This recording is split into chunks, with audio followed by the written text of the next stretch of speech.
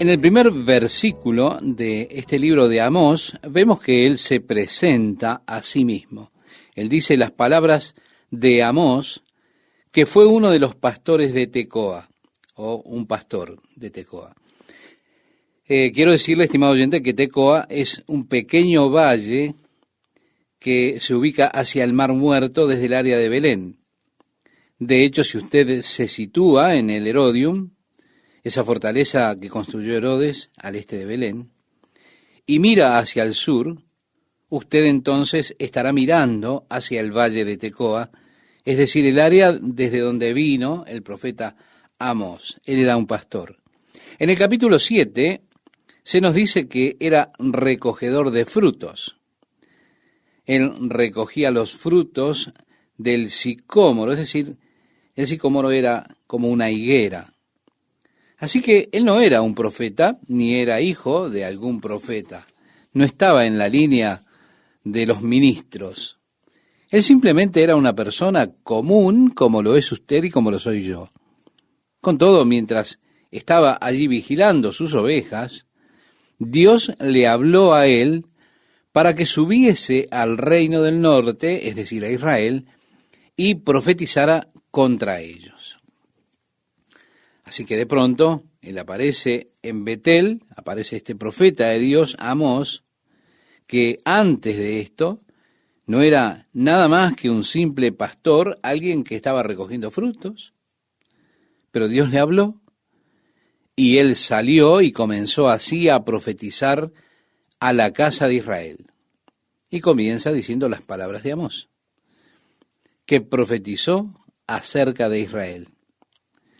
Así que con frecuencia, estimado oyente, leemos al comienzo del libro la palabra del Señor que vino al profeta diciendo, pero el mismo Amós no dice, esta es la palabra de Jehová, él dice, estas son las palabras de Amós, que fue uno de los pastores de Tecoa que profetizó.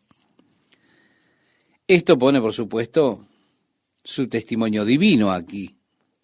Dice que él vio. Así que Amós tuvo esas visiones del Señor, las vio, visiones que tenían que ver con el reino del norte, es decir, con Israel. Esas visiones vinieron a él. Y vinieron, como dice allí en el pasaje nuestro, en días de Usías, rey de Judá. Lo ubica entonces un poco antes del profeta Isaías. Recuerde usted que Isaías comenzó su trabajo profético cuando murió el rey Usías, como recuerda el capítulo 6 del libro de Isaías. En el año que murió el rey Usías, vi al Señor sentado sobre un trono alto y sublime, y sus faldas llenaban el templo. El profeta Isaías cumplió su ministerio principalmente durante el tiempo del rey Ezequías. Por eso ubicamos a Amós durante el tiempo de Usías, que fue un rey próspero allí en Judá, que reinó por 42 años. Continúa diciendo Amós, y en días de Jeroboam, hijo de Joás, rey de Israel. Es decir, él fecha la profecía un poco más, y dice 2 años antes del terremoto. Y en algún año entre el 810 y el 792 antes de Cristo, hubo un tremendo terremoto que devastó toda aquella área. Un terremoto que fue tan severo que, al decir de Zacarías, el pueblo huyó de ese lugar aterrado. El profeta Isaías hace mención de ese gran terremoto que sacudió a toda la región, y aquí nuevamente hay una referencia a ese gran temblor. Así que estas profecías que él recibió fueron un par de años antes que ocurriera ese gran terremoto. De esa manera nosotros podemos fechar el ministerio de Amós aproximadamente por el año 800 antes de Cristo. El rey Jeroboam fue uno de los reyes más exitosos que hubo en Israel en cuanto a traer a la nación al cenit de su gloria. Durante el tiempo en que Jeroboam fue rey en Israel, Israel prosperó. Esto hablando desde el punto de vista material. Ellos eran muy ricos en cosas materiales, pero muy pobres en cuanto a las cosas espirituales. Es así que Amós viene a despertarlos espiritualmente para Dios y comienza su profecía declarando Jehová. Esto así es como lo expresa en el versículo 2. Jehová rugirá desde Sión. Quiero decirle, estimado oyente, que cuando Jesucristo venga otra vez, conforme lo expresaba el profeta Joel, Oseas también habla de eso. Ahora Amós también hace referencia a este hecho.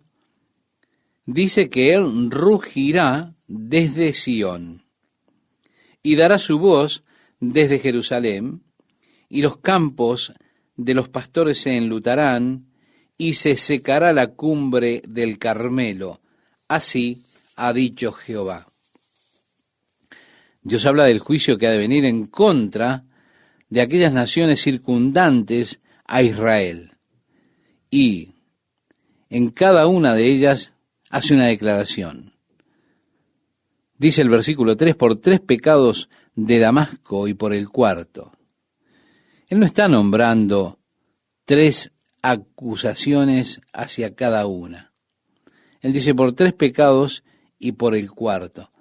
Esto es una figura de discurso que está declarando acerca de la copa de indignación, de la indignación de Dios que está llena y que está por desbordarse en juicios contra Damasco. Damasco es la primera, la capital de Siria. Y así que por estos 3 pecados de Damasco y por el cuarto dice, no revocaré su castigo, porque trillaron a Galaad con trillos de hierro. Es decir, ellos vinieron con aquellos carros y destruyeron Galaad. Dice el profeta, prenderé fuego en la casa de Hazael y consumirá los palacios de Ben-Hadad. Cuando Elías profeta huyó de Jezabel, aquella mujer del rey Acab, tan corrompida, tan idólatra, se escondió en la cueva en el Sinaí. Vino la palabra del Señor a Elías, el profeta, diciéndole, Elías, ¿qué es lo que estás haciendo aquí? Bien, en realidad, él se estaba escondiendo de Jezabel. Él no estaba haciendo mucho. Pero le dice a Dios, he sido celoso por Dios. Ellos han matado a todos los profetas de Dios y solo yo he quedado y me están buscando para tomar mi vida. Así que Dios, estás en problemas. No tienes ya a nadie más que te represente excepto yo y andan detrás de mí. La palabra del Señor vino la segunda vez a este profeta Elías y otra vez le dice, Elías, ¿qué estás haciendo aquí? Vale decir, pues, que Elías no entendió la pregunta la primera vez, así que el Señor se la repite. Él aún no entendió y le dio al Señor la misma respuesta. El Señor entonces le dijo a Elías, levántate y ve a Siria y unge a Hazael como rey sobre Siria, y en lugar de Ben-Hadad, en otras palabras, le dice al profeta, acá no estás haciendo nada, y yo tengo trabajo para ti, así que sal de este lugar y vuelve a la obra ya. Dios comisiona al profeta otra vez al ministerio. Ahora, cuando él vino a Hazael para ungirle y a profetizar sobre él, comenzó a llorar.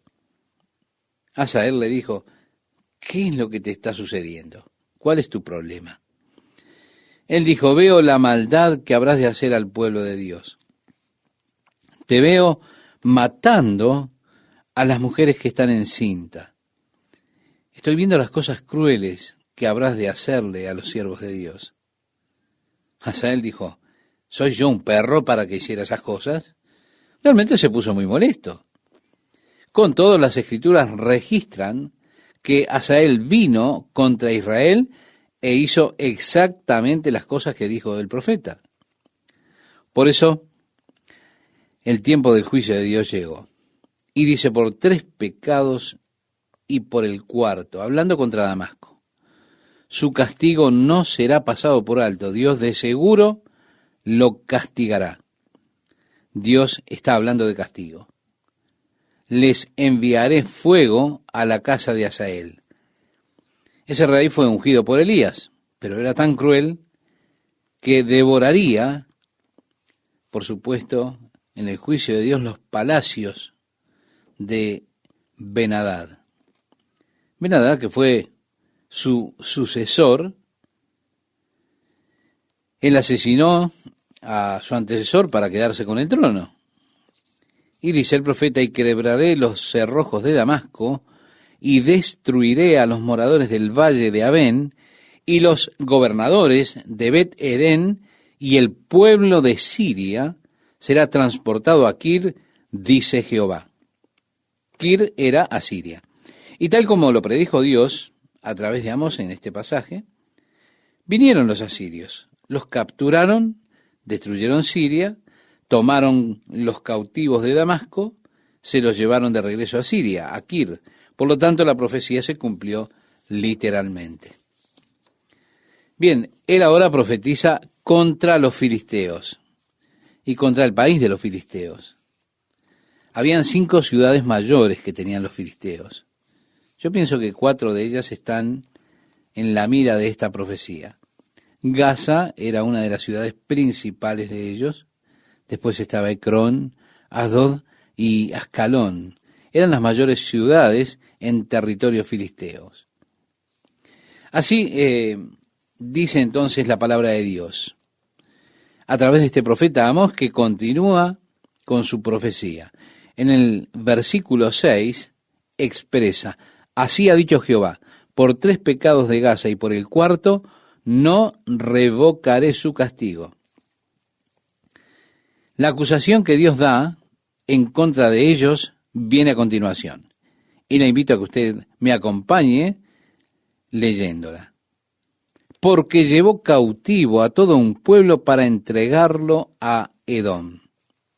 Es decir, en su conquista del pueblo de Dios, ellos hicieron un giro con los cautivos. O los vendieron a los edomitas, que eran sus enemigos permanentes.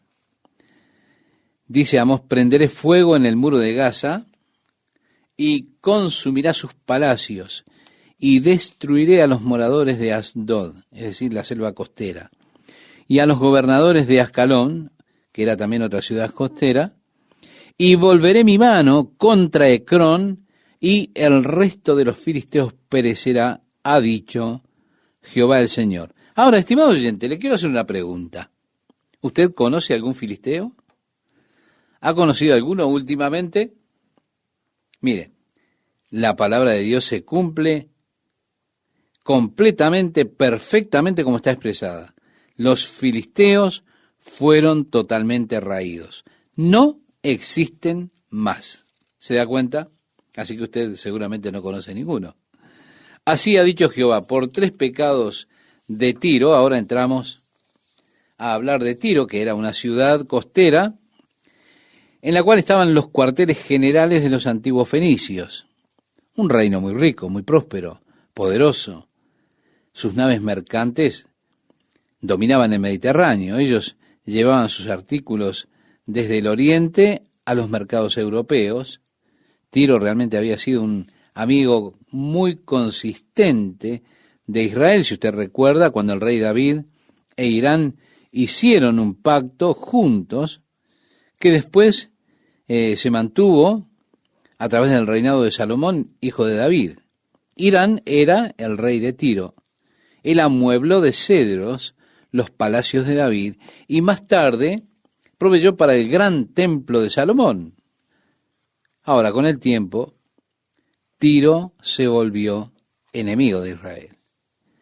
Por tanto, la profecía es en contra de Tiro, y dice, por 3 pecados de Tiro, y por el cuarto, no revocaré su castigo, porque entregaron a todo un pueblo cautivo a Edom. El mismo castigo que fue contra los filisteos. Sin embargo, aquí se añade, y no se acordaron del pacto de hermanos. es decir, aquel hermoso pacto que hicieron David e Irán.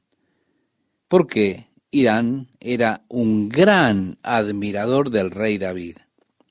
Ahora, después de ellos, después de Salomón, rompieron ese pacto que se había hecho.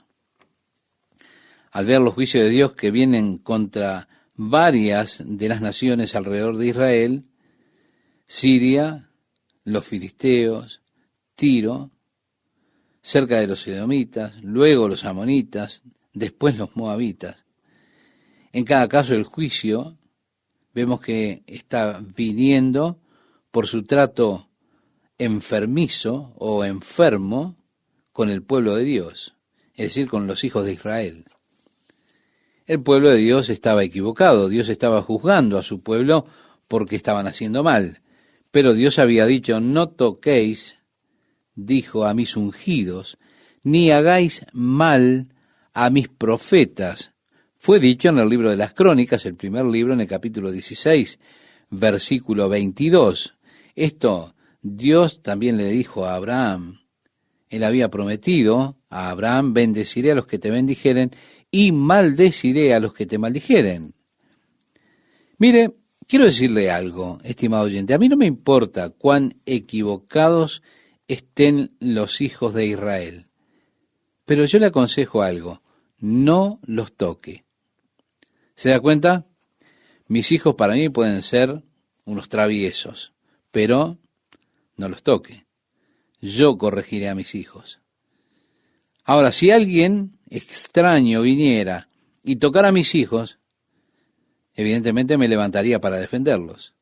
Y así hace Dios con sus hijos. Aunque Él sabe que sus hijos están equivocados y merecen castigo, esto es algo que Dios reserva para sí mismo. Yo cuidaré de ellos, dice en otras palabras, no los toquen. Así que esto es, según entiendo, aún al presente, lo que Dios hace con su pueblo. Bendice a los que los bendicen y maldice a aquellos que maldicen a los hijos de Israel. Cuando llegue el día del juicio de Dios, cuando Cristo regrese, y como se expresa en el Evangelio según Mateo capítulo 25, y Él congregue a las naciones para el juicio, las naciones han de ser juzgadas conforme al trato que tuvieron con este pueblo de Dios Israel. ¿Se da cuenta qué interesante? Ninguna nación permaneció próspera si se atrevió a poner su mano contra el pueblo de Dios, la nación de Israel. Sería muy, muy cuidadoso acerca de lo que dije o hice si eso fue contrario a la nación de Israel. Cuidado. Así que en cada uno de estos casos, el juicio de Dios fue por su maltrato al pueblo de Dios. Es por eso que Dios los está juzgando. Y dice, prenderé fuego en el muro de Tiro y consumirá sus palacios. Eso tuvo lugar, por supuesto, bajo Nabucodonosor. Allí tuvo un cumplimiento parcial que luego fue completado por Alejandro el Grande, y entonces Tiro fue destruida. Ezequiel nos da una profecía más completa en contra de Tiro, describiendo en gran detalle los dos sitios de esa ciudad, primero Nabucodonosor y más tarde Alejandro el Grande. Así ha dicho Jehová, continúa diciendo Amós, por 3 pecados de Edom, y por el cuarto no revocaré su castigo, porque persiguió a espada a su hermano. Edom estaba al sureste de Israel, y al sureste es precisamente esa área del Mar Muerto, un área que hoy día es un desierto árido. Los edomitas eran descendientes de Esaú. Esaú, si usted recuerda, era hermano de Jacob, por tanto Dios los mira como una relación que había entre ellos de hermanos. Los edomitas verdaderamente eran parientes o hermanos porque Jacob y Esaú eran mellizos. Con todo el odio que Esaú tenía por Jacob, nunca cesó, ni aún en sus descendientes. Los edomitas fueron enemigos permanentes de Israel. Cada oportunidad que tenían, los atacaban. Siempre y cuando Israel estuviese ocupado, por ejemplo, con algún enemigo en algún lugar, ellos iban y atacaban por el otro lado. Si estaban al norte, atacaban por el sur. Siempre buscaban tomar alguna ventaja de cualquier situación tratando de destruir a Israel. Había ese odio constante que ardía como a fuego lento, encendido en los edomitas. El último edomita registrado que tenemos fue Herodes el Grande y sus descendientes. De ahí en adelante, los edomitas se perdieron en la historia. Herodes era idumeo, un edomita, así que Dios promete el juicio. Y dice, ¿por qué? Porque persiguió a espada a su hermano y violó todo afecto natural y en su furor le ha robado siempre y perpetuamente ha guardado el rencor. Prenderé fuego en Temán, que era la capital de Edom, y consumirá los palacios de Bosra. Así ha dicho Jehová, por 3 pecados de los hijos de Amón y por el cuarto no revocaré su castigo, para ensanchar sus tierras abrieron a las mujeres de Galaad que estaban encintas. Galaad fue firmemente vencida por los sirios y vinieron a juicio por esto. Y ahora también los amonitas, porque lo hicieron para ensanchar sus tierras. Pienso que fue interesante, ellos vinieron al banco oeste para extender sus límites y los tiempos no han cambiado mucho, ¿verdad? Todavía estamos teniendo problemas porque Jordania fue quitada del lado oeste de esa área, de ese banco, podríamos decir así, en la guerra del año 1967 y todavía persiste el esfuerzo para tomar nuevamente el control de ese lugar. Encenderé fuego en el muro de Rabá y consumirá sus palacios con estruendo en el día de la batalla, con tempestad en día tempestuoso, y su rey irá en cautiverio, él y todos sus príncipes, dice Jehová. Así ha dicho Jehová, por 3 pecados de Moab y por el cuarto, no revocaré su castigo, porque quemó los huesos del rey de Edom hasta calcinarlos. Nos habla aquí de la profanación del rey de Edom, arrojando su cuerpo en un pozo con cal y disolviéndolo así en ese elemento. Agrega el profeta, prenderé fuego en Moab y consumirá los palacios de Keriot, y morirá Moab con tumulto, con estrépito y sonido de trompeta. Y quitaré el juez de en medio de él, y mataré con él a todos sus príncipes, dice Jehová. Ahora, habiendo tratado con esas naciones circundantes, yo quiero que usted recuerde, estimado oyente, que él está profetizándole básicamente a Israel, al reino del norte. Él comenzará con Israel en un momento, pero porque Judá era también vecino de Israel, entonces también profetiza contra Judá, que era el reino del sur. Y dice así: así ha dicho Jehová, por 3 pecados de Judá y por el cuarto no revocaré su castigo, porque menospreciaron la ley de Jehová. Si usted recuerda, el apóstol Pablo decía que los que tienen ley serán juzgados por la ley, y los que no tienen ley serán juzgados aparte de la ley. Aquí tenemos entonces una clara ilustración. Es interesante que Dios hable del juicio que viene sobre Moab, Amón, Edom, Tiro, los países filisteos, Siria, que en cada caso él hace mención a sus pecados morales, que son una parte de lo que tiene que ver con el entendimiento innato del hombre y el conocimiento del bien y del mal. Dios no está tratando con ellos trayéndoles la ley delante, no la menciona la ley. Los juzga aparte de la ley. Cualquiera de nosotros se da cuenta lo horrible, lo atroz de un crimen que, por ejemplo, supone tomar una espada y abrir con la espada a una mujer que está encinta. Solo el pensamiento de eso es despreciable para nosotros, para cualquier persona. Así que él no hace mención a la ley de Moisés en cuanto a esas naciones, porque Dios no les dio a ellos la ley. Ellas eran juzgadas aparte de la ley. Con todo son juzgadas. Pero a quienes Dios le dio la ley, les habla ahora del juicio que ha de venir sobre ellos conforme a la ley que les dio. Entonces los que tienen la ley serán juzgados por la ley. Los que no tienen la ley de Dios serán juzgados por ese entendimiento moral instintivo, innato, que todo hombre tiene acerca de lo que está bien, de lo que está mal, de lo que es correcto y de lo que es incorrecto.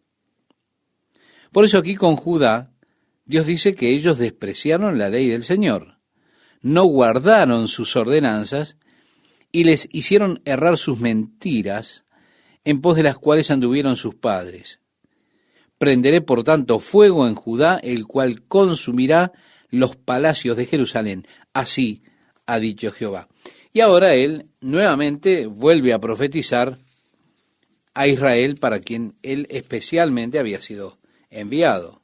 Y dice, por 3 pecados de Israel y por el 4º, no revocaré su castigo, porque vendieron por dinero al justo y al pobre por un par de zapatos. Se da cuenta, está hablando aquí de la opresión que había en Israel a los pobres. Ahora, yo quiero reiterar algo que dije en la emisión anterior. No se meta a tocar a los judíos, porque Dios es quien los defiende.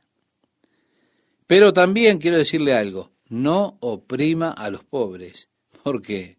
Porque a los pobres también Dios los defiende. Nuevamente es interesante cómo Dios siempre toma para sí la causa del pobre. Dios está interesado en los pobres y toma para él su causa. Dios escucha el clamor de los pobres. Y en Israel estaban oprimiendo a los pobres. El versículo 7 nos dice, pisotean en el polvo de la tierra las cabezas de los desvalidos y tuercen el camino de los humildes. Y el hijo y su padre se llegan a la misma joven, profanando mi santo nombre. Sobre las ropas empeñadas se acuestan junto a cualquier altar, y el vino de los multados beben en la casa de sus dioses. Esto está diciendo que los jueces multaban al pueblo, y después usaban el producto de esas multas para comprar vino, para celebrar sus orgías, y así se emborrachaban con vino, y estaban bebiendo entonces el vino de los condenados en las casas de sus dioses. El versículo 9 nos dice, yo destruí delante de ellos al amorreo, cuya altura era como la altura de los cedros, y fuerte como una encina, y destruí su fruto arriba y sus raíces abajo. Sí, no solamente destruyó a los amorreos, el fruto de arriba, sino que destruyó los lazos familiares, es decir, las raíces debajo. En otras palabras, se está diciendo que los exterminó totalmente. De tal forma que usted no puede encontrar más un amorreo. En el capítulo 2, versículos 10 al 12, nosotros leemos, y a vosotros os hice subir de la tierra de Egipto, y os conduje por el desierto 40 años para que entraseis en posesión de la tierra del amorreo, y levanté de vuestros hijos para profetas, y de vuestros jóvenes para que fuesen nazareos. ¿No es esto así, dice Jehová, hijos de Israel? Mas vosotros disteis de beber vino a los nazareos, y a los profetas mandasteis diciendo, no profeticéis. Fue Dios que levantó a los nazareos. Eran hombres que habían encomendado completamente sus vidas a Dios. El nazareato era un voto de completa consagración a Dios. Y una parte del voto consistía en no beber vino. Ya dice, con todo, jóvenes aquí buscaban hacer esa clase de consagración a Dios y les daban a beber vino. Hombres que habían sido llamados por Dios para profetizar, ¿y qué es lo que hacían? Ellos les impedían profetizar. Dios dice entonces, pues he aquí, yo os apretaré en vuestro lugar como se aprieta el carro lleno de gavillas. Estimado oyente, usted necesita ir por la tierra de Israel para ver cómo es que ellos cargan las gavillas sobre los carros, sobre los burros, aún sobre las mujeres, para que usted pudiera tener una clara imagen de qué es eso. Yo he visto burros tan cargados con gavillas que parecen como una pila de gavillas sobre 4 patas. ¿Por qué? Porque usted al burro no lo puede ver. Pero usted puede ver ese montón enorme de gavillas que se va moviendo por el camino y usted mira por debajo y ve 4 patas. En algunos casos he visto tan cargadas a las mujeres que lo único que usted ve solamente son 2 piernas por abajo y encima una gran carga. A la mujer usted no la puede ver, pero por debajo de toda esa carga de gavillas está allí abajo alguna mujer esforzándose debajo de la carga y usted no la puede ver. Estos carros que ellos tienen no lucen tan robustos. Las ruedas con frecuencia están descentradas, torcidas, pero igual les amontonan cargas de tanta altura que eso simplemente lo que hace es presionar hacia abajo, torciendo las ruedas. Por eso él está usando aquí una descripción pintoresca, a la cual la gente, por supuesto, sin duda ellos relacionarían todo esto porque habían visto esos pequeños carros tan presionados hacia abajo con esas grandes cargas de gavilla. Dios dijo, estoy presionando hacia abajo como un carro que está sobrecargado con gavillas. Y agrega, y el ligero no podrá huir. No podrán huir del juicio que está llegando, aunque sean corredores ligeros. Sí, cuando Dios comienza a traer su juicio, no hay escapatoria. Él dice, y al fuerte no le ayudará su fuerza, ni el valiente librará su vida. El que maneja el arco no resistirá, ni escapará el ligero de pies, ni el que cabalga en caballo salvará su vida. El esforzado entre los valientes huirá desnudo aquel día, dice Jehová. Oíd esta palabra, dijo Amós, que ha hablado Jehová contra vosotros, hijos de Israel, contra toda la familia que hice subir de la tierra de Egipto. Dice así este pasaje. Si Dios ahora está hablándole a su pueblo, casi es un lamento, podemos expresar, porque Dios dijo, a vosotros solamente he conocido de todas las familias de la tierra. Por tanto, os castigaré por todas vuestras maldades. Piense, una nación que tuvo tantos privilegios tan especiales, es una nación que también tiene grandes responsabilidades para con Dios. Como decía Lucas en el Evangelio, en el capítulo 12, versículo 48, a todo aquel a quien se haya dado mucho, mucho se le demandará. Pues a Israel, Dios le dio mucho. El apóstol Pablo decía, ¿qué ventaja tiene pues el judío? Decía mucho en todas maneras. Primeramente porque le fueron confiados a ellos los oráculos de Dios. Sí, a los padres, a ellos fueron dados los estatutos, los juicios. Él habla de las tremendas ventajas que tuvieron ellos porque Dios trató con ellos como una nación, como un pueblo. Pero esto lo que hace es solamente incrementar su responsabilidad con Dios. En el día de hoy vemos a los Estados Unidos nuevamente como una nación que fue nutrida, bendecida por Dios. Decían, América, América, Dios vertió su gracia en ti. Ahora, el hecho de que han sido tan bendecidos por Dios solamente da como resultado una gran obligación moral de encomendarnos nosotros mismos a Dios y representar a Dios ante el mundo. Pero así como falló Israel, también Estados Unidos falló. Y cuando el pueblo de Dios falla en su responsabilidad, Dios entonces les castiga. Dios dijo, les castigaré por su iniquidad. Y ahora, unas preguntas de tipo retórico que el Señor le pregunta al pueblo. Primeramente, Él dice, ¿andarán dos juntos si no anduvieran de acuerdo? ¿Puede usted caminar en armonía con alguien? ¿Puede caminar en unidad a menos que haya un acuerdo? Por supuesto que no. Ahora, ¿quién puede caminar con Dios si no está de acuerdo con Dios? ¿Cómo podría usted caminar con Dios continuando en iniquidad usted y en impiedad y en pecado?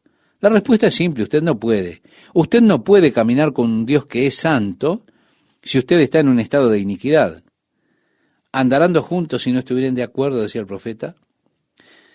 Luego dice, ¿rugirá el león en la selva sin haber presa? No, él ruge cuando conquista la presa, cuando ya la cazó, cuando la tiene allí delante y se para sobre ella dominándola. Dice también, ¿dará el leoncillo su rugido desde su guarida si no apresare? ¿Caerá el ave en lazo sobre la tierra sin haber cazador? No, un ave no cae en una trampa a menos que haya un cazador. ¿Se levantará el lazo de la tierra si no ha atrapado algo? ¿Se tocará la trompeta en la ciudad y no se alborotará el pueblo? Lo estamos poniendo ahora en términos modernos. Podríamos decir, ¿pueden sonar las sirenas de ataque aéreo y la gente no atemorizarse? Nunca voy a olvidarme, estábamos en Bat Yam, en las afueras de Tel Aviv, durante la guerra del año 1967. Estábamos allí en el hotel a tan solo 20 minutos de Egipto en avión. Los egipcios, por supuesto, estaban al otro lado del canal de Suez, peleando en el Sinaí, en medio de la noche, cerca de la 1 o las 2 de la mañana, y fue allí en ese momento en que comenzó a sonar una vieja sirena de ataque aéreo. Ahora bien, nosotros estábamos en el primer mayor edificio a lo largo del Mediterráneo desde Egipto. Y todo nuestro grupo, por supuesto, se puso muy complicado. Hubo un apagón y todos nos dirigimos hacia el sótano, donde habían unos refugios contra ataques aéreos. Tuvimos realmente experiencias únicas, estando allí en la oscuridad, despabilados, sin sueño. Algunas damas querían que sus maridos las esperaran mientras ellas se iban a maquillar. Cosa de loco, ¿verdad?, que se hacen. Pero le diré, hay algo que es aterrador en la oscuridad de la noche y es escuchar esas sirenas que suenan sabiendo que es muy posible que en cualquier momento esté cayendo una bomba en ese lugar. Ahora, en el antiguo Israel, lo que había era el sonido de la trompeta. Ese era el sonido de alarma que decía, vienen los enemigos. Entonces, cuando comenzaban a sonar las trompetas, el temor invadía los corazones del pueblo. Por eso la pregunta es, ¿se tocará la trompeta en la ciudad y no se alborotará el pueblo? ¿Se da cuenta? También dice, ¿habrá algún mal en la ciudad el cual Jehová no haya hecho? Es decir, el mal en este sentido, como con frecuencia se utiliza en el Antiguo Testamento, está hablando del mal del juicio. Las personas se confunden porque Isaías dijo de Dios, ¿no he creado el mal? Entonces dicen las gentes, ¿cómo puede ser que un Dios santo cree el mal? Es que la palabra mal es usada en el sentido de traer juicio. Juicio que su efecto siempre es para mal sobre las personas porque llegó el juicio. Así que habrá algún mal el cual Jehová no haya hecho, tiene que ver con el juicio. Porque no hará nada Jehová el Señor sin que revele su secreto a sus siervos los profetas. Qué interesante, ¿verdad? Que él esté diciendo que Dios no hará nada, Dios no se moverá, Dios no juzgará sin que se lo revele a los profetas. Por eso, antes de que viniera el juicio, llegaban los profetas advirtiendo al pueblo de Dios que venía el juicio de Dios. Continúa diciendo Amós, si el león ruge, ¿quién no temerá? Si habla Jehová el Señor, ¿quién no profetizará? Estimado oyente, quiero decirle como Jeremías, que cuando él estaba profetizando, los del pueblo le dijeron que se callara. Él no lo hizo. Así que lo metieron en la prisión. Allí tuvo un caso de decir, pobre de mí. Y Jeremías allí comenzó a quejarse a Dios acerca del trato que Dios le estaba dando a su siervo el profeta. Él dijo que estaba determinado, no iba a hablar más el nombre del Señor. Esto ya es todo. Me van a tratar así que no les voy a decir ni una palabra de Dios otra vez. No les voy a hablar más en el nombre del Señor. El profeta dijo, pero su palabra fue como un fuego en mis huesos y comencé a cansarme tratando de estar tranquilo. Se da cuenta, es algo que, como dijo el apóstol Pedro, cuando le fue ordenado que no hablase más en nombre de Jesús, Pedro dijo, no podemos dejar de hablar lo que hemos visto y oído. No obedeceremos sus órdenes. No podemos sino hablar de lo que hemos visto y oído. En otras palabras, estaba diciendo Pedro. El apóstol Pablo habla del amor de Cristo que nos constriñe. Si el Señor ha hablado, ¿cómo se puede hacer para estar en silencio? ¿Quién no profetizará? Proclamad en los palacios de Asdod. Esta era la ciudad costera, recuerda, de los filisteos. Y en los palacios de la tierra de Egipto, y decid, reuníos sobre los montes de Samaria y ved las muchas opresiones en medio de ella, y las violencias cometidas en su medio. No saben hacer lo recto, dice Jehová, atesorando rapiña y despojo en sus palacios. Por tanto, Jehová el Señor ha dicho así, un enemigo vendrá por todos lados de la tierra y derribará tu fortaleza y tus palacios serán saqueados. Así ha dicho Jehová, de la manera que el pastor libra de la boca del león 2 piernas, o la punta de una oreja, así escaparán los hijos de Israel que moran en Samaria en el rincón de una cama y al lado de un lecho. Oíd y testificad contra la casa de Jacob, ha dicho Jehová Dios de los ejércitos. Recuerde que Amós era un pastor, y él sabía lo que era tratar con leones, con fieras. Si usted recuerda también, Sansón, en el camino a Timná, le salió un león y saltó sobre él y lo mató. Así que los pastores, uno de los problemas que tenían era tratar con leones que se apoderaban de las ovejas. Así que como un pastor él había tenido la experiencia de atrapar un león, pero había devorado la oveja hasta que le quedaban nada más que un par de piernas o solo un pedazo de oreja. Usted tiene esa experiencia decepcionante de llegar tarde al rescate. Es interesante entonces como siendo un pastor, él está tejiendo su conversación con su experiencia, con esta naturaleza. Los pastores viviendo fuera como lo hacían, conscientes de los cielos, conscientes de la naturaleza y las cosas de la naturaleza. Por eso él le habla al pueblo con estas alegorías que para él son muy naturales y las utiliza como referencia. Oíd y testificad contra la casa de Jacob, ha dicho Jehová Dios de los ejércitos, que el día que castigue las rebeliones de Israel, castigaré también los altares de Betel. Estimado oyente, Betel fue precisamente donde ellos establecieron la adoración del becerro allí en Israel. En los días de Jeroboam se estableció el becerro en Betel y en Dan y los lugares para los dioses falsos en Gilgal y demás. El pueblo estaba idolatrando, es decir, estaba adorando otros dioses. Por eso Dios está hablando contra los altares que ellos habían construido en Betel. Que el día que castigue las rebeliones de Israel, castigaré, decía el profeta también, los altares de Betel. Y serán cortados los cuernos del altar y caerán a tierra, y heriré la casa de invierno con la casa de verano, y las casas de marfil perecerán. De hecho, allí en Samaria el rey Acab había construido un palacio hermoso, y lo amuebló con marfil. Fue entonces una de las maravillas más grandes. Maravilla de esplendor, de riqueza, de gloria, la casa de marfil. Ahora el profeta habla contra la casa de marfil. Y agrega, y muchas casas serán arruinadas, dice Jehová. Oíd estas palabras, vacas de Basán. Si ellos adoraban el becerro y así Dios los llamó a ellos como un montón de vacas. Él se está refiriendo al pueblo, pero porque ellos adoraban al becerro, él habla despectivamente o refiriéndose de esta manera en cuanto a ellos.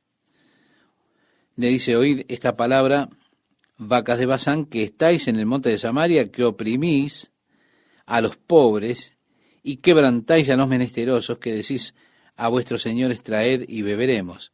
Vemos, nuevamente está la opresión del pobre, que debe haber sido grande porque Dios hace referencia a eso. Vemos que hay una disparidad entre los ricos, muy ricos, y los extremadamente pobres. Esa clase de disparidad que delante de Dios es una maldición, una plaga a muchas naciones, en donde ellos no tenían cuidado de los pobres en los cuales Dios realmente está muy interesado. Jehová el Señor juró por su santidad: he aquí vienen sobre vosotros días en que os llevarán con ganchos y a vuestros descendientes con anzuelos de pescador. Amable oyente, quiero decirle que esto aconteció literalmente. Los asirios eran personas crueles en extremo, tan crueles que registran la historia muchas ciudades de ellos que fueron rodeadas por el ejército asirio. ¿Y qué hacían los habitantes? Y los habitantes se suicidaban masivamente. Algo parecido a lo que aconteció en Masada, que seguramente usted conocerá o habrá escuchado hablar de eso. Hacían esto en lugar de ser capturados por los asirios porque tenían miedo, porque los asirios estaban acostumbrados a mutilar a sus cautivos, les cortaban las orejas, le mutilaban los cuerpos, los rostros. Una de las cosas que hacían los asirios con sus cautivos era precisamente que le ponían garfios a través de los labios y los arrastraban así hasta Asiria, o le ponían también en sus narices o en las orejas. Y allí está la profecía: os llevarán con ganchos. ¿Se da cuenta? Y fue así. Los asirios, cuando capturaron a Samaria, fueron a sus apresados y les colocaron ganchos a las personas para llevarlos cautivos a Asiria. Y dice aquí: Jehová el Señor juró por su santidad: he aquí vienen sobre vosotros días en que os llevarán con ganchos y a vuestros descendientes con anzuelos de pescador. Y saldréis por las brechas una tras otra y seréis echadas del palacio, dice Jehová. Id a Betel. Ese lugar donde Jacob primeramente se encontró con Dios y lo llamó Betel, es decir, casa de Dios, diciendo seguramente: el Señor está en este lugar y yo no lo sabía. Ellos hicieron de este lugar un lugar de adoración idolátrica. El centro de su adoración era precisamente en el reino del norte, Betel. Por eso dice: id a Betel y prevaricad, aumentad en Gilgal, que era otro lugar de adoración pagana. Aumentad en Gilgal la rebelión, y traed de mañana vuestros sacrificios y vuestros diezmos cada 3 días, y ofreced sacrificio de alabanza con pan leudado, y proclamad, publicad ofrendas voluntarias, pues que así lo queréis, hijos de Israel, dice Jehová el Señor. Dios está hablando aquí del juicio que Él ha traído contra ellos, y el propósito de esos juicios era promover que se volvieran a Dios. Sí, Dios con frecuencia usa lo que nosotros llamamos juicios o castigos para sacarnos o movernos de nuestro camino que estamos transitando rumbo a la destrucción. Así decía en Hebreos capítulo 12, versículo 6, porque el Señor al que ama, disciplina. Ahora, cuando uno es niño, uno no entiende eso. Y no es sino hasta que uno se vuelve padre que entiende ciertas cosas. Pienso que mi padre me estaba dando la mayor lección cuando él me decía: hijo, esto me duele más a mí que a ti. Y yo no entendía, pero además no creía eso hasta que yo fui padre, y entonces entendí exactamente qué es lo que significaba aquello que me decía mi padre. El dolor que uno siente cuando es necesario castigar a un hijo. Pero hay que hacerlo porque uno sabe que es por su propio bien. Y hay que castigarles, o de otro modo ellos se destruirán a sí mismos. Cuando hablamos de castigarles no hablamos de pegarles, de golpearlos, sino de disciplinarlos.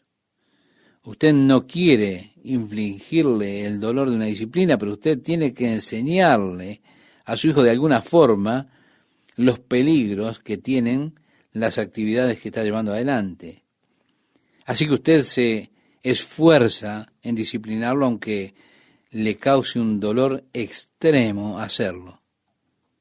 Dios, para nuestro beneficio, nos castiga, nos disciplina. Y créame, para Dios es un proceso dolorosísimo. Dios dice, vuélvete, no quiero encontrarme contigo en el juicio, preferiría encontrarme contigo en misericordia. Me deleito en la misericordia, no en el juicio, decía Dios. Sé que como un padre siempre busco alguna excusa para no darle a mi hijo una nalgada, como se dice comúnmente. Entonces le digo, di que estás arrepentido, por favor, di que lo sientes. Yo era un flojo, le permitía que me hablara y les advertía. Y le decía siempre, la próxima vez vas a ver lo que te voy a hacer. Bueno, Dios no disfruta el hecho de tener que castigar a sus hijos, pero lo hace para nuestro beneficio, nuestro bien, para que podamos volvernos a Él. Así que Dios trajo varios castigos en contra de la tierra. Ahora, ¿cómo interpretamos mal a Dios?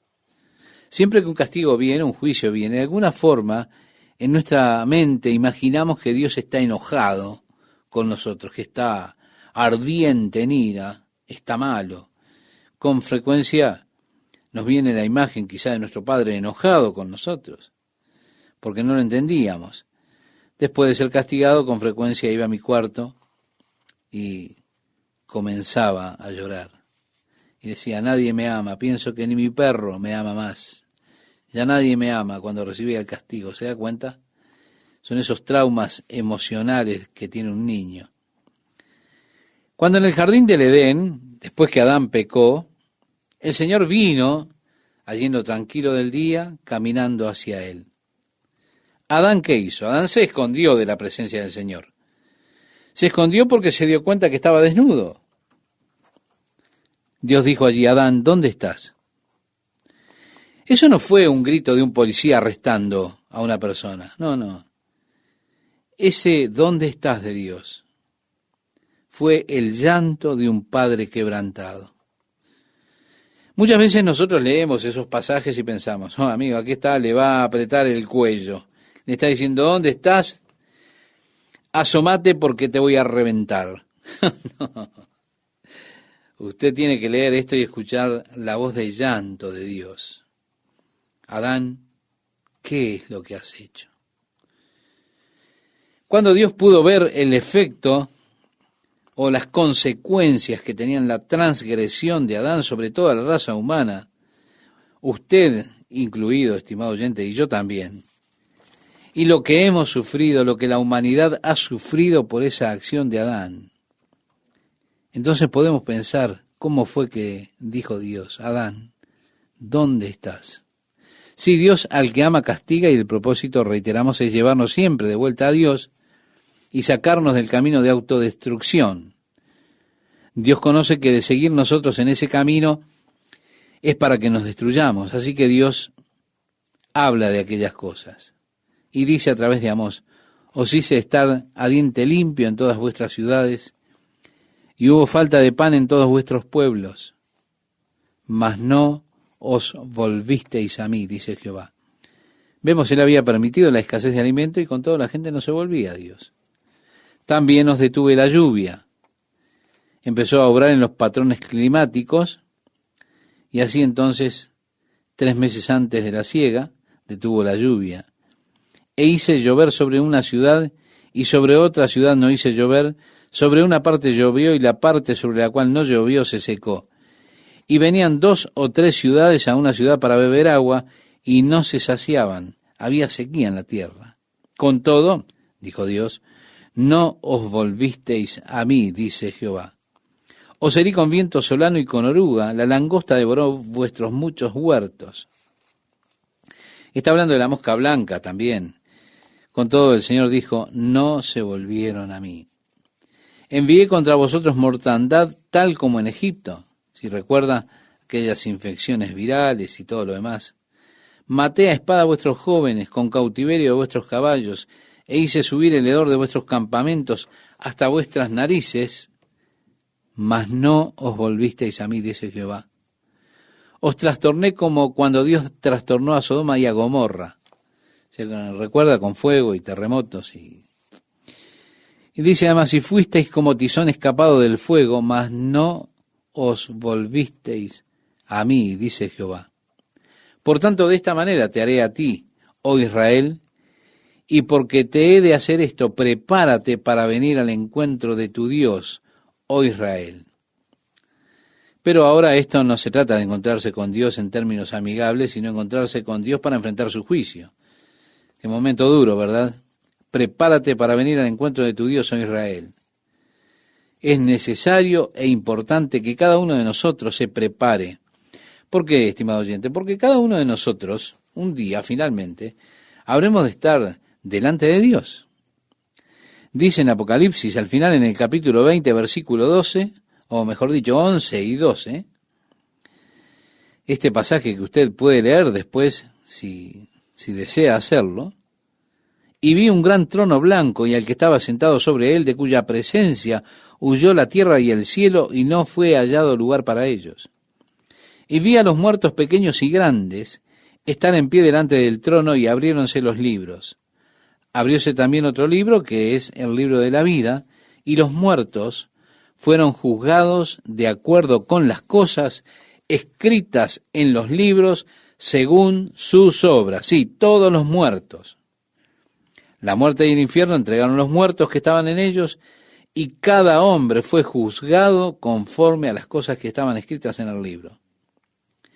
En el libro de Hebreos, capítulo 9, verso 27, leemos, y de la manera que está establecido para los hombres que mueran una sola vez, y después de esto el juicio. Estimado oyente, esto es muy serio. Nadie puede escapar de esto. Es inevitable, sin escapatoria. Un día, cada uno, usted también, habremos de estar delante de Dios. Y será una experiencia realmente asombrosa, porque usted ha de estar parado delante del mismo creador del universo. ¿Se da cuenta? Porque he aquí el que forma los montes, decía Amós. Dios dijo que la tierra sea, o que la tierra seca aparezca, y Amós dice que es el que crea, o el que forma los montes, y que crea el viento, y anuncia al hombre su pensamiento, el que hace de las tinieblas mañana, y pasa sobre las alturas de la tierra. Jehová, Dios de los ejércitos, es su nombre. Así que, estimado oyente, prepárese para encontrarse con Jehová, el Dios de los ejércitos, el creador del universo. Oíd esta palabra que yo levanto para lamentación sobre vosotros, casa de Israel. Está llorando sobre la casa de Israel en ese momento. Y dice, cayó, la Virgen de Israel no podrá levantarse ya más. Fue dejada sobre su tierra, no hay quien la levante. Ahora, algunas personas utilizan este pasaje y lo interpretan como si Dios hubiese desechado para siempre a Israel y que ya no hay ninguna restauración del favor divino para ellos, ni siquiera en los últimos días. Pero para hacer eso o pensar esto tenemos que negar todo el cuerpo de las Escrituras. Esto está hablando de Israel. En este tiempo le está hablando de Israel para ser cortado. Ellos irían en la cautividad llevados por Asiria, serían dispersos por todo el mundo. Pero todos los profetas, aún Amós aquí en el último capítulo, habla acerca del trato de Dios y el trabajo de su pueblo en su restauración, la restauración del amor de Dios hacia ellos y el favor de Dios en los últimos días hacia ellos. No habrá nadie que pueda impedirlo. Así como dice aquí, no había nadie que la levantase en cuanto a la Virgen. Ella no se podía levantar por sí sola. Otros no habrían de levantarla, pero la Biblia dice que en los últimos días Dios habrá de levantarla nuevamente y la pondrá en una posición de gloria y honor cuando la tome nuevamente como una novia que ha sido desobediente y que con todo Dios regresará o la regresará para sí. Porque así ha dicho Jehová el Señor, la ciudad que salga con 1000 volverá con 100, es decir, serían diezmados. Y la que salga con 100 volverá con 10 en la casa de Israel. Vemos esa gran masacre que tendría lugar y que tiene lugar en Israel. Pero así dice Jehová a la casa de Israel, buscadme y viviréis. Aun cuando Dios está manteniendo un ofrecimiento de ayuda, de esperanza para ellos, diciendo, si me buscaran simplemente podría cambiar la cosa. Ustedes no tienen por qué ir al juicio, no tienen por qué enfrentar la cautividad. Si tan solo me buscan, las cosas serán diferentes. Aún así, ellos no lo buscaron a Dios. Dios seguía diciendo, y no busquéis a Betel, no busquen el becerro, la adoración pagana de Betel. No, no, no. Ni entréis en Gilgal, ni paséis a Beerseba, porque Gilgal será llevada en cautiverio y Betel será deshecha. Buscad a Jehová y vivid. No sea que acometa como fuego a la casa de José y la consuma, sin haber en Betel quien lo apague. Cuando habla, estimado oyente, de la casa de José, se está refiriendo a Efraín, que era la tribu más grande del reino del norte, es decir, de Israel. Y concluimos esta emisión, esta parte del programa, leyendo los versículos 7 al 10 del capítulo 5, que nos dicen, los que convertís en ajenjo el juicio, y la justicia la echáis por tierra, buscad al que hace las Pléyades y el Orión, y vuelve las tinieblas en mañana, y hace oscurecer el día como noche, el que llama a las aguas del mar, y las derrama sobre la faz de la tierra. Jehová es su nombre, que da esfuerzo al despojador sobre el fuerte, y hace que el despojador venga sobre la fortaleza. Ellos aborrecieron al reprensor en la puerta de la ciudad, y al que hablaba lo recto, abominaron. En el pasaje nos dice, vosotros que convertís el derecho en ajenjo, y la justicia la echáis por tierra, buscad al que hizo las Pléyades y el Orión. Estimado oyente, nos está hablando de las 7 estrellas, que son las 7 hermanas, también conocidas como la constelación de las Pléyades. Lamentablemente, viviendo aquí en esta gran ciudad con tantas luces y todo lo demás, es muy difícil para nosotros poder apreciar realmente lo que tiene que ver con la astronomía, con las estrellas, las constelaciones. Pero las Pléyades son ese pequeño grupo de estrellas allí en el medio de los cielos, una constelación de invierno que generalmente los niños la llaman el pequeño cucharón, porque no saben de constelaciones, pero no, las Pléyades no son el pequeño cucharón. A pesar de que luce como uno, no es la constelación conocida como el pequeño cucharón, sino que las Pléyades son ese pequeño grupo que parece un cucharón en el centro del cielo de invierno. Es una atractiva constelación, una de las constelaciones más fáciles de identificar junto con Orión, otra constelación de invierno. Orión está en el cielo del sur y tiene forma como de un cuadrado. Usted tiene que utilizar un poco de imaginación, pero usted podrá ver Orión y puede ver el arco que está sosteniéndolo frente a él.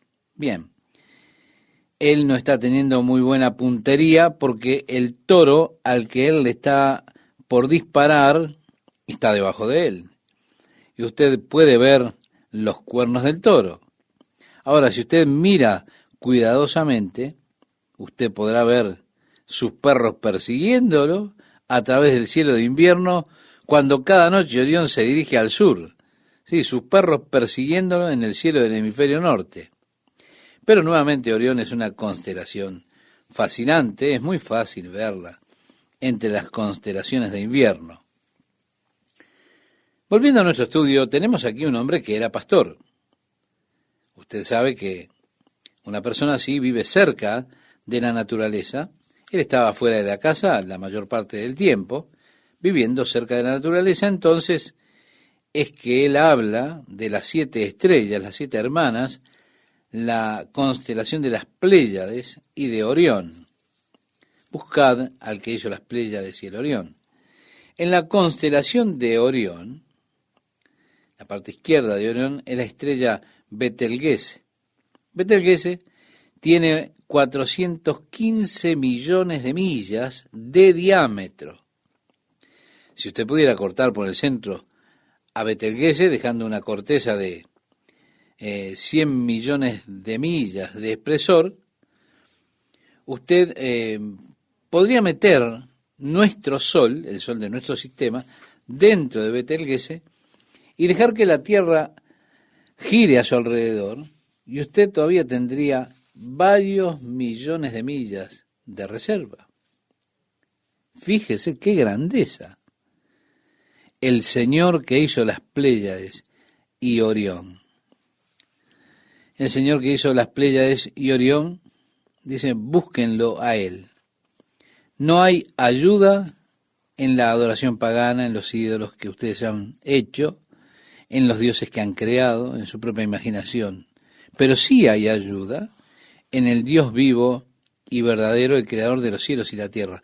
Búsquenlo a Él, búsquenlo a quien ha hecho las 7 estrellas y Orión. Y agrega, al que vuelve en mañana la más densa tiniebla, y al día lo oscurece con la noche, al que llama a las aguas del mar y las derrama sobre la haz de la tierra. Jehová es su nombre. Al que trae repentina destrucción sobre los fuertes, de modo que viene la destrucción sobre la fortaleza. Mas ay, ellos aborrecen al que reprende en la puerta, y tienen abominado al que habla rectamente. Por tanto, puesto que holláis al débil, y le tomáis donativos de trigo, aunque edificáis casas de piedra labrada, no habitaréis en ellas, aunque plantéis viñas deleitosas, no beberéis vino de ellas. El rico, como vemos, estaba engañando al pobre. Qué cosa terrible. Sí, ellos habían construido sus propias casas ostentosas, gloriosas, todo lo habían hecho robándole a los pobres. Por eso Dios hace esta declaración.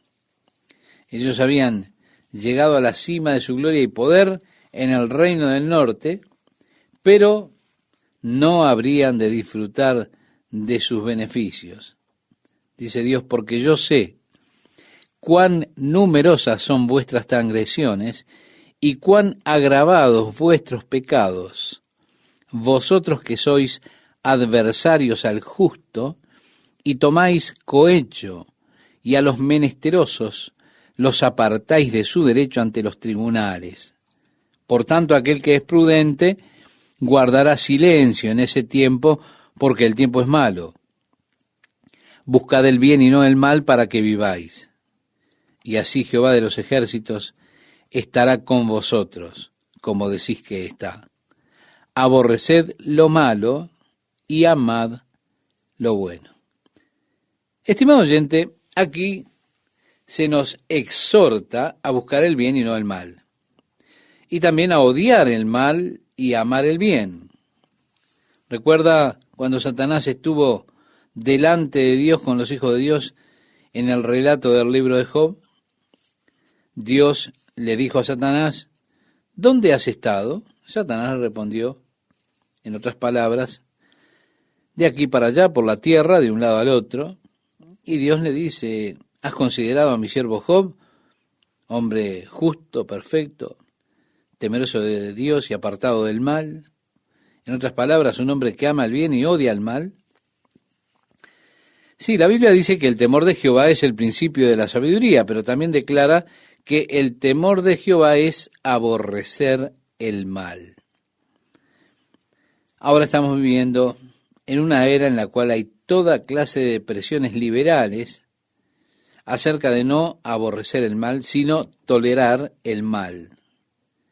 A usted se lo califica como un necio o un intolerante si usted aborrece el mal. Pero aún así, la palabra de Dios declara que ese precisamente es el comienzo de la sabiduría. Reitero, estamos viviendo en una era de necios. Las personas que aman el mal, personas que coquetean con el mal, que lo toleran. Pero aborrecer el mal es realmente de lo que trata el temor del Señor. Así que debido a que yo tengo temor del Señor, aborrezco el mal. Y así decía el profeta, aborreced lo malo y amad lo bueno. Continuando en el versículo 15, y restableced la justicia en los tribunales, quizá así Jehová, el Dios de los ejércitos, se compadecerá del resto de José. Es decir, quién sabe, tal vez Dios tenga compasión. Si ustedes cambian, puede ser que Dios entonces tenga misericordia. Pero amigo, podría decir que ustedes están casi listos para ir barranca abajo. Así que traten de cambiar, busquen la justicia.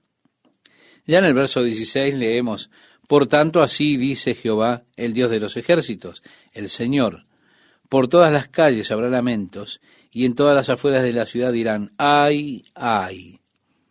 Ahora, este es un término utilizado para mostrar una total desesperación. Si usted decía, ay, ay, eso significaba, ya, hasta aquí nomás. Es una total desesperación. A los labradores los llamarán al lloro y a los lamentos a todos los que saben endechar. Sí, es que ellos tenían algo que no hace mucho tiempo también se utilizaba, lamentadores profesionales, personas que eran muy hábiles para quejarse. Así que si usted tenía que celebrar un velatorio, un funeral, usted contrataba a esos profesionales que iban y comenzaban a llorar y a lamentarse, y las personas entonces decían, oh, el que murió debió haber sido una persona muy querida, porque escuché cómo se lamentan estos. Así que eran personas muy hábiles para lamentarse. Mi esposa era muy hábil para gritar. Y eso funcionó para tener algunas ventajas. En los días en que aquí había un parque de diversiones, nosotros íbamos y nos subíamos a la montaña rusa. Ahora, desde el momento que comenzaba la vuelta de la montaña rusa, en la primera caída, comenzaba a gritar y no paraba de gritar hasta que el juego terminaba. Ahora, los encargados que estaban allí del juego decían, chicos, ¿por qué no dan otra vueltita? Y así nosotros dábamos 3, 4 vueltas gratis. ¿Por qué? Porque ella con sus gritos atraía la atención de todo el parque hacia la montaña rusa. Así que, amigo, yo he andado en esa cosa bastantes veces. Al final, ya casi no tenía ni emoción eso, porque, claro, uno da tantas vueltas, va tantas veces, que llega a acostumbrarse. Pero ella solía conseguirnos algunas vueltas gratis por esa habilidad que tenía de gritar, de lamentarse, ¿se da cuenta? Ya en el versículo 17 leemos, y en todas las viñas habrá lamentos, porque yo pasaré por en medio de ti, dice Jehová. ¡Ay de aquellos que desean que venga el día de Jehová! ¿Para qué deseáis para vosotros el día de Jehová? Día de tinieblas será y no de luz. Ellos anhelaban allí el día del Señor, pero debido a sus vidas, a su pecado, el día del Señor no sería tan glorioso para ellos. Sería día de juicio y de tinieblas, el día del Señor. Para aquellos que son los siervos del Señor, es un día glorioso que nosotros anticipamos en cuanto al establecimiento de ese reino glorioso, su reino, el reino de Jesucristo sobre la tierra. Así que existe esa dicotomía en cuanto al día del Señor. Hay escrituras que hablan acerca de este día como un día de juicio y de ira, que será para aquellos que aman el mal, para los malvados, pero para los justos será un día glorioso, un día de gloria, el día del Señor, y es algo que nosotros esperamos. Ahora, para ellos, debido a sus pecados, sería un lamento para ellos cuando llegara el día del Señor. Será como si fuera un hombre que va bajando por el camino y lo ataca un león. Lo ataca un león y él escapa del león.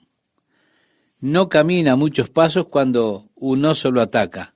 Y también escapa del oso. Pero finalmente llega a su casa, exhausto, habiendo escapado del león, habiendo escapado del oso, está exhausto. Y él va allí, se recuesta en la pared de su casa, viene una serpiente, lo muerde y el hombre muere. ¿Qué quiero decir? Que usted está saliendo del sartén al fuego. Y esa es la figura que utiliza Amós aquí. Dice, cual si un hombre huyera de un león y diese con un oso, o si entrara en una casa y apoyara la mano en la pared y lo mordiese una culebra. Es decir, usted no escapará de ninguna forma. Justo cuando usted ya piensa que escapó, en ese momento precisamente es destruido. No es pues tinieblas ese día de Jehová y no luz, dice el profeta, sí densas tinieblas, sin que haya luz alguna en él. Dios declara, aborrezco, rechazo con desprecio vuestras fiestas. Amable oyente, los días de fiesta eran días en que, se suponía que ellos iban para tener compañerismo con Dios. Esa era la idea. ¿Se da cuenta? Durante esos días de fiesta, ellos tenían un gran compañerismo con Dios. Usted llevaba su sacrificio, venía el sacerdote, lo sacrificaba, ofrecía la gordura allí del cordero como una ofrenda quemada delante del Señor, pero luego el resto se asaba y usted allí se sentaba y compartía su comida con el Señor, comía con Él. La idea era festejar con el Señor, teniendo comunión con Él, festejando con Él. Las personas se reunían delante del Señor, pero Dios llegó al lugar donde Él dijo, miren, yo aborrezco, desprecio sus días de fiesta. Ellos quemaban la gordura del cordero y el humo que ascendía solo era... Es como si uno dijera, amigo, huele bueno eso, ¿eh? La idea era tener un aroma agradable ante el Señor, que Dios pudiera percibir ese maravilloso aroma del cordero cuando era asado.